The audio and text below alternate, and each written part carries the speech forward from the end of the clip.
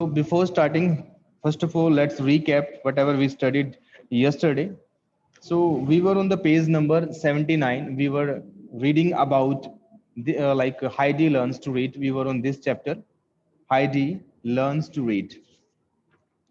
So in this chapter, yesterday we studied like there was a girl. Her name was Heidi, and she used to live in the mountains, and she used to love it a lot. But anyhow, she had to go in another city where there was a girl that name was Clara, and there was another lady that was the grandmother of Clara, and she was quite nice lady. Her name was Frau Sesemon, and second was another lady that name was Fraulein Rottenmeier, and that was the housekeeper of that house. So here, uh, Heidi started learning how to read, but she did not have the interest in this.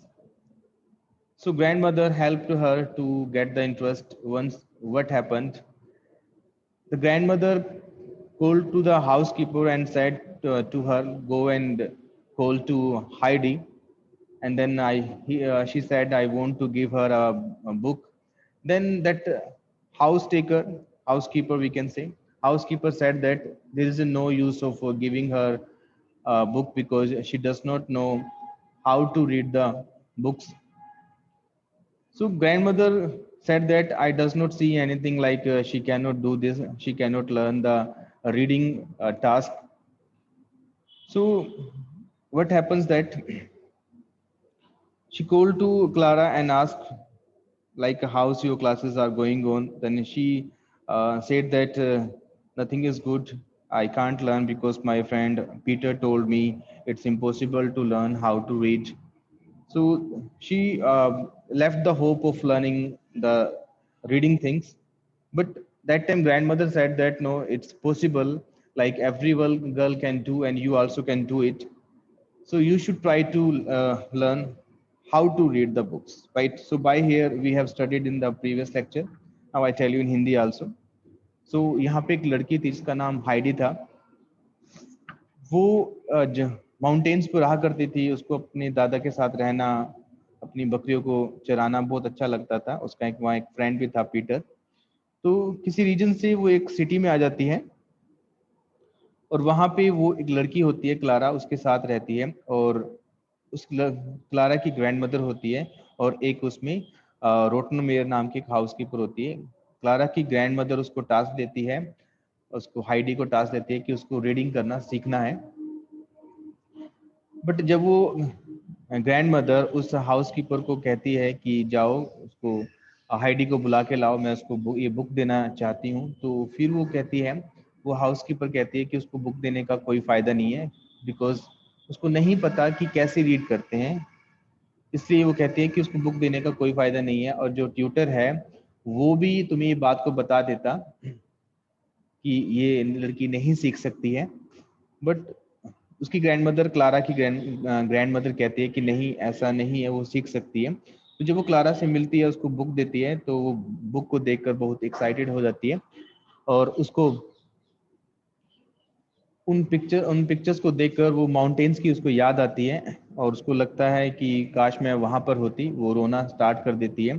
तो grandmother से कहती है कि अगर तुम read करना start कर दोगी तो तुम्हें इस पिक्चर के साथ जो स्टोरी जुड़ी हुई है तुम वो भी समझना स्टार्ट कर दो. तो यहाँ तक हमने ये चैप्टर रीड किया था by the page number 81. So now we have come on the page number 82. So please open the page number 82.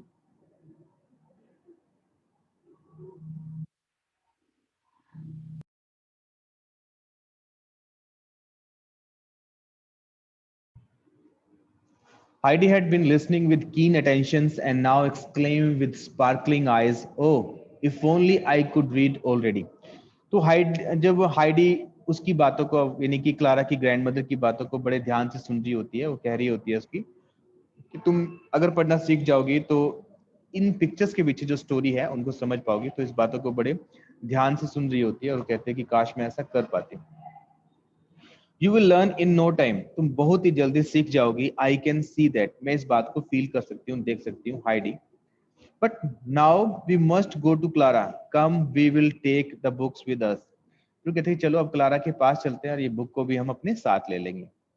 Grandmother took Heidi's hand and they went together into the study. तो grandmother उसका हाथ पकड़ती है और वो Clara की तरफ यानी क्लारा के पास जाने लगते हैं.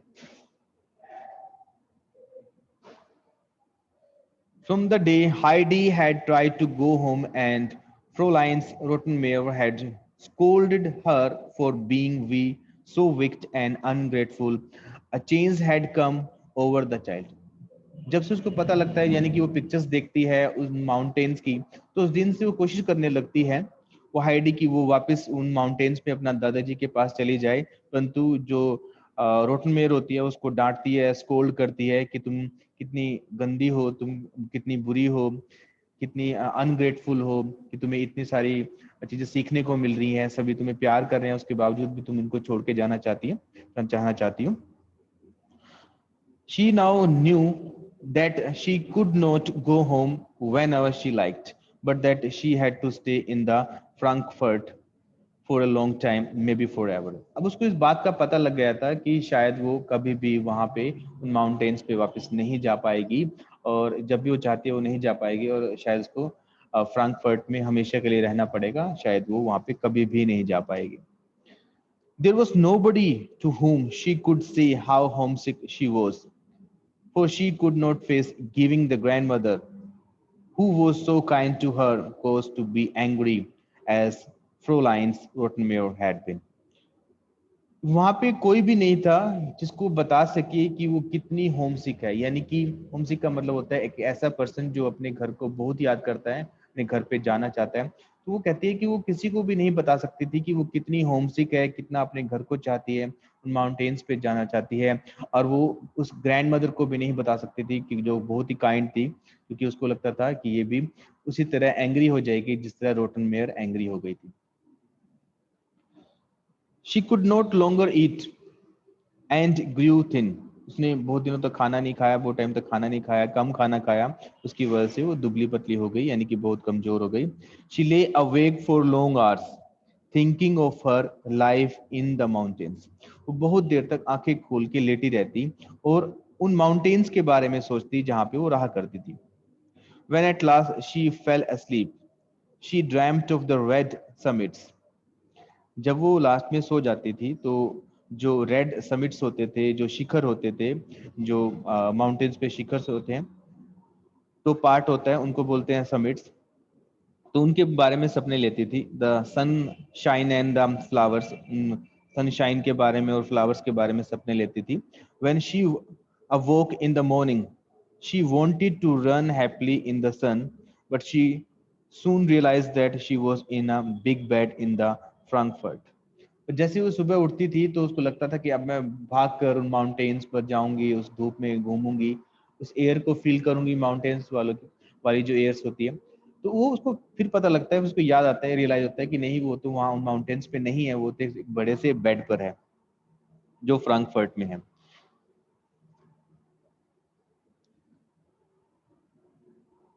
Then Heidi would weep long and quietly, her head pressed into the pillow so that no one could hear. फिर उसके बाद उन बातों को याद करके हाइडी बहुत रोती थी और अपने हेड को पिलो में छुपा लेती थी ताकि उसकी आवाज को कोई सुने ना. Heidi unhappiness did not escape grandmother's notice. जो हाइडी की अनहैप्पीनेस थी यानी कि उदासी थी, वो उस ग्रैंडमदर से नहीं छुपी. ग्रैंडमदर ने उसको नोटिस कर लिया. One day she asked her what the matter was. एक दिन उस ग्रैंडमदर ने उससे पूछा कि हाइडी क्या बात है, तुम इतनी कमजोर कैसे हो गई हो. Heidi was afraid to tell her the truth. Heidi थी जो बहुत ही ज्यादा डरी हुई थी, वो उसको सच नहीं बता सकती थी. She did not want the kind grandmother to think she was ungrateful child. तो वो नहीं चाहती थी कि उसकी ग्रैंडमदर उसकी बातों को सुने और उसको ऐसा लगे, उसकी ग्रैंडमदर को ऐसा लगे कि वो जो लड़की है, जो हाइडी है, वो अनग्रेटफुल है. अनग्रेटफुल का मतलब होता है कि ऐसा पर्सन जो एहसान फरामोश हो, यानी कि हेल्प करें और वो उस हेल्प की कदर ना करे. तो वो ऐसा चाहती थी कि वो ऐसा ना समझे. So she said please I can't tell you. तो उसने ऐसे कहा कि मैं ऐसा तुम्हें नहीं, ये सारी बातें तुम्हें नहीं बता सकती. Could you tell Clara then. तो दादी ने कहा क्या तुम क्लारा को ये बातें बता सकती हो? कम on the next page, page number 83। Oh no, I can't tell anyone. उसने कहा कि नहीं, मैं ये बातें किसी को नहीं बता सकती। Said Heidi pitifully, बड़ी ही दया सी वाली आवाज में उसने ऐसे कहा। Then little one, let me tell you what to do. When we are in difficulty and can't speak about it to anybody, we must pray to God for help. That will lessen our pain. तो वो कहती है, grandmother कहती है उसको, Heidi को, कि मुझे बताने दो, मैं तुम्हें बताती हूँ कि इस कंडीशन में हमें क्या करना चाहिए। जब हम अपने दुख को किसी को बता नहीं सकते हैं तो उस समय हमें भगवान से प्रे करनी चाहिए, भगवान को सारी बातें बतानी चाहिए और वो हमारे पेन को लेसन कर देगा, यानी कि कम कर देगा। A sudden look of joy came into Heidi's eyes. May I tell him everything? Yes, Heidi, everything. तो हाइडी ने दादी से पूछा क्या मैं भगवान को, गॉड को सब कुछ बता सकती हूँ? तो दादी ने कहा कि यस हाइडी, आप सब कुछ बता सकते हो। It was about a week It was about a week after this that the tutor met the grandmother and gave the glad news to the Heidi had the last learn it to read. He said it looked as though Heidi had learned it to read overnight, unlike most beginners. तो कुछ हफ्ते के बाद क्या हुआ, जो tutor था जो उस हाइडी को, उस गर्ल को पढ़ना सिखाता था, तो उसने उसको न्यूज़ दी ग्रैंडमदर को। उसने कहा कि जो हाइडी है वो पढ़ना सीख गई है, अब वो पढ़ पाती है। और उसने ऐसा भी कहा कि ऐसा लगता है कि रातों रात वो सीख गई है, एक ही रात में सब कुछ बदल गया है। ऐसा सभी गर्ल्स के साथ, सभी जो बिगनर्स होते हैं, सीखने वाले होते हैं, उनके साथ नहीं होता, परंतु उसी के साथ ऐसा हुआ है। Life is full of miracles. Frau Sesemann smiled. उसने कहा कि लाइफ में जो बहुत बार चमत्कार भी होते हैं। सेसेमन यानी कि उस ग्रैंडमदर ने ऐसे कहा, now we must be glad the child has made a good beginning and hope for her future progress. तो उसने कहा कि हमें होप करनी चाहिए कि अब उसका फ्यूचर बहुत अच्छा होगा, अब वो अपने फ्यूचर में तरक्की करेगी। The grandmother went down to study to make sure of the good news. तो ग्रैंड मदर नीचे गई उस चीज को कंफर्म करने के लिए, उस गुड न्यूज को कंफर्म करने के लिए कि वाकई में ऐसा है कि नहीं है। There sure enough was Heidi sitting beside Clara and reading aloud to her, evidently very much surprised herself and growing more and more delighted with the new world that was now open to her as a black letter grew alive and turned it into men and things and exciting stories. तो जब जाते हो वो दादी माँ सोच रही होती है कि अब वो शायद जो हाइडी है वो क्लारा के पास बैठी होगी, अब वो अलाउडली रीडिंग कर रही होगी और वो अपने आप में बहुत सरप्राइज होगी कि जो ये ब्लैक वर्ड्स थे अब वो एक स्टोरी में बदल गए हैं।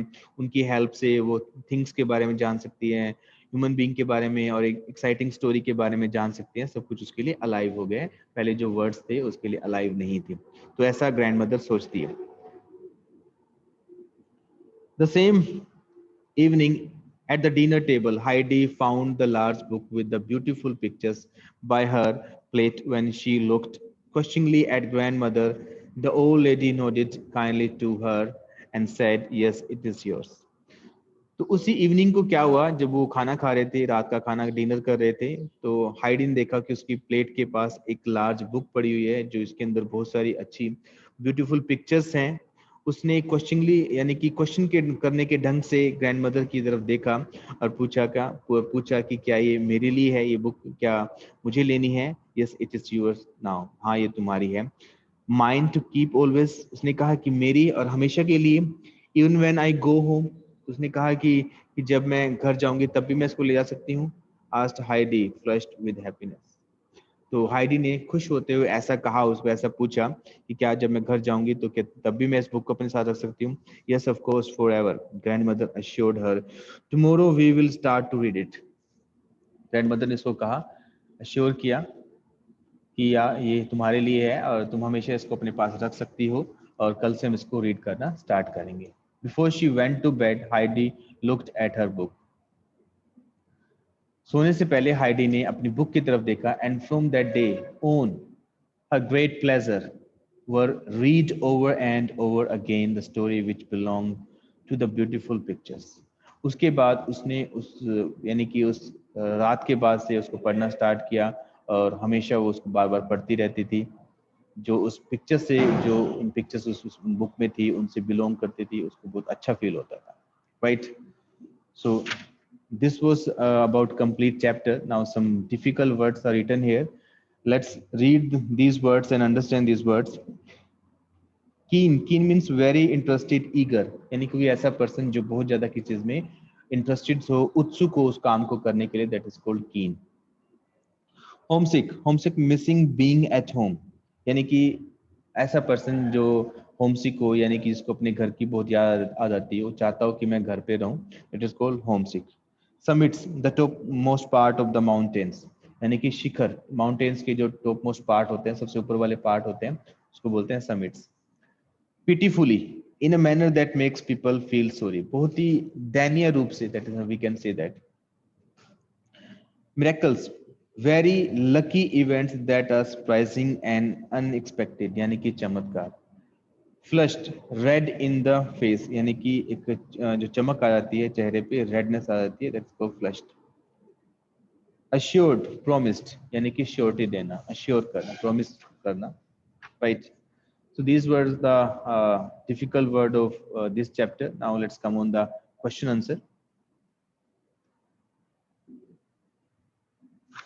I hope you must have understood the complete chapter.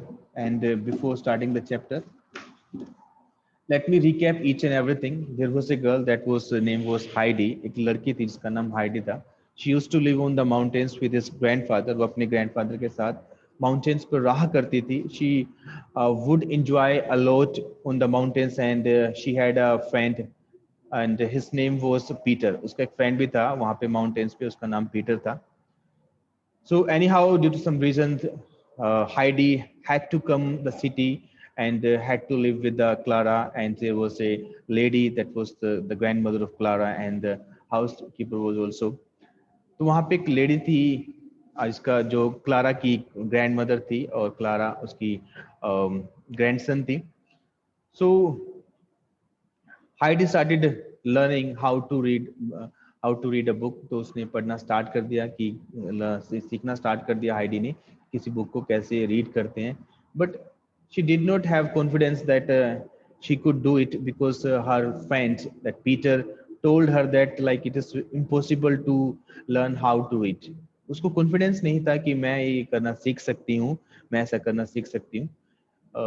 But the time she wanted to go to her mountains, उस समय वो अपने माउंटेन्स पर जाना चाहती थी जहाँ पे अपने ग्रैंडफादर के साथ रहा करती थी. So she was like very thin, and she was very sad, but she did not tell anything to anybody. उसने किसी को कुछ नहीं बताया. Grandmother tried to ask her each and everything, but she denied. उसने मना कर दिया कुछ भी बताने को. Then grandmother said her, if you tell God, the God will help you.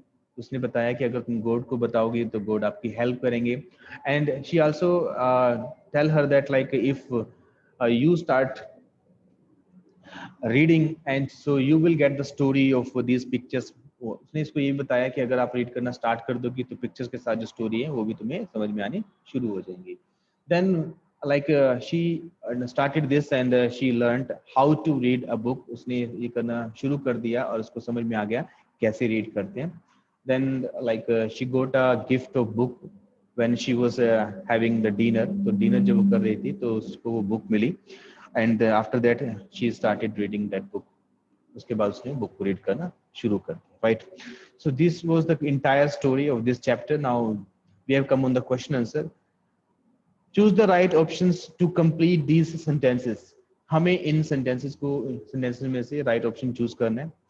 Our first question is that statement is that grandmother was surprised that grandmother इस बात से surprised थी कि Heidi could not read, पढ़ नहीं सकती थी, was unable to learn the alphabet, वो alphabet को learn करने में enable थी.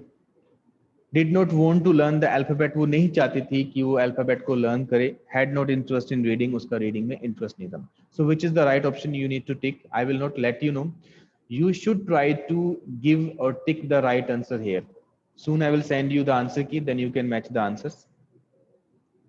Dear students, please wait a while. Let me take your attendance. Second question.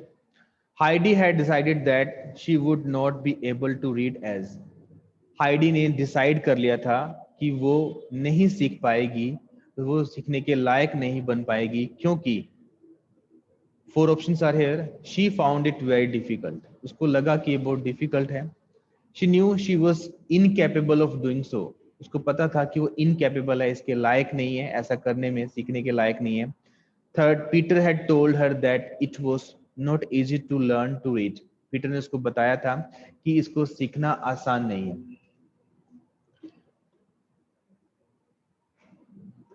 Next.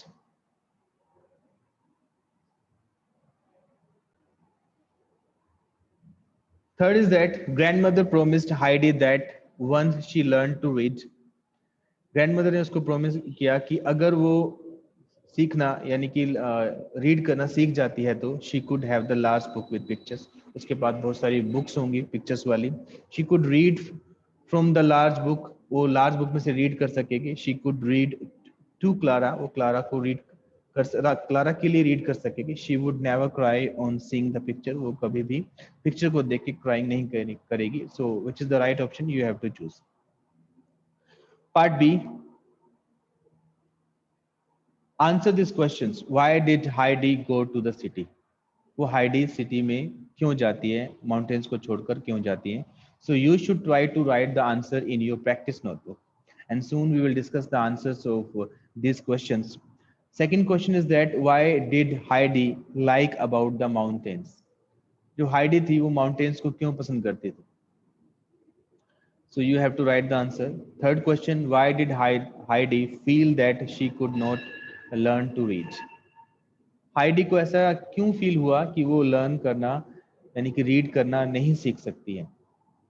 Fourth question, what did the housekeeper say about Heidi? Housekeeper ने Heidi के बारे में क्या कहा? You have to write this. Question number 5, whom did grandmother tell Howdy to talk to when she was upset? तो grandmother ने किसको कहा कि जब हाइडी को कहा कि जब तुम परेशान हो, अपसेट हो, तो तुम्हें किससे बात करनी चाहिए? हाइडी ने किसके बारे में ऐसा कहा? C part, think and answer. What made Heidi start reading after her grandmother spoke to her about it? तो किस बात ने उस हाइडी को ऐसा कर दिया कि उसने रीडिंग करना स्टार्ट कर दिया? किस बात ने इतना असर डाला कि उस हाइडी ने रीडिंग करना स्टार्ट कर दिया ग्रैंडमदर से मिलने के बाद, बात करने के बाद? Right. So you have to write the answer of this. Question B of C part, sorry question number 2, what shows that Heidi's grandmother was kind to her? किस बात से पता लगता है कि जो हाइडी की ग्रैंडमदर थी वो उसके लिए काइंड थी, दयालु थी? So question number D you have to left. So dear students, rest of things like back exercise and another things we will discuss in the next lecture. And now if you have any doubt, please raise your hand because it's time to discuss to take the your queries and questions. So if you have any doubt regarding this, please raise your hand.